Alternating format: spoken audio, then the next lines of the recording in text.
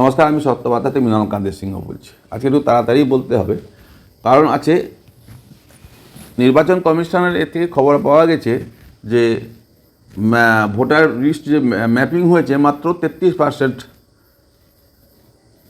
Original পাওয়া যাচ্ছে, তারপর আর পাওয়া যাচ্ছে না। আর মোট টোটাল ভোটার পাওয়া গেছে 2,45,90,000 কতটা।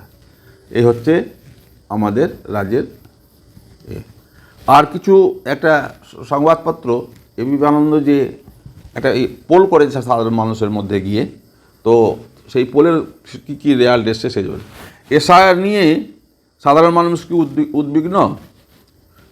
81% মানুষ বলছে না, কোনো রকম উদ্বিগ্ন নয়।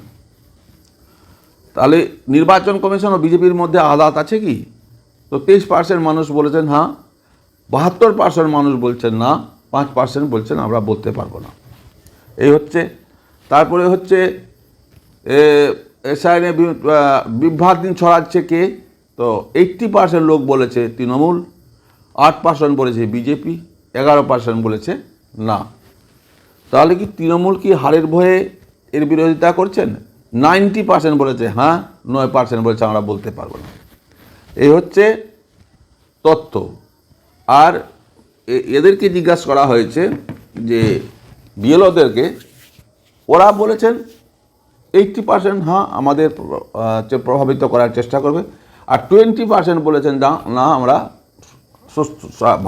ভদ্রভাবে আমরা এসআইআর করব। এই হচ্ছে তথ্যটা। তা আপনাদের তথ্যটা দিয়ে জানালাম। আজকে এবিপি আনন্দের ইউটিউব থেকে এই তথ্যটা এসছে, তাই ও তথ্যটা আপনাদেরকে জানিয়ে দিলাম।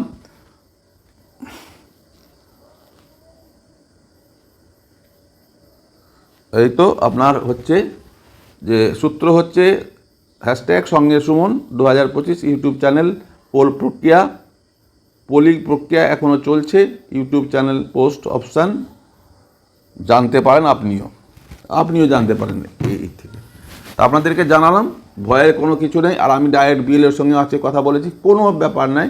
একটা ফটো লাগবে, যে 2002-এ যাদের নাম আছে একটা ফটো লাগবে, আর 2টো ফটো লাগবে, আর সই করবেন, ব্যাস। ওরা ফর্ম ফিল আপ করতে শিখিয়ে দিবে।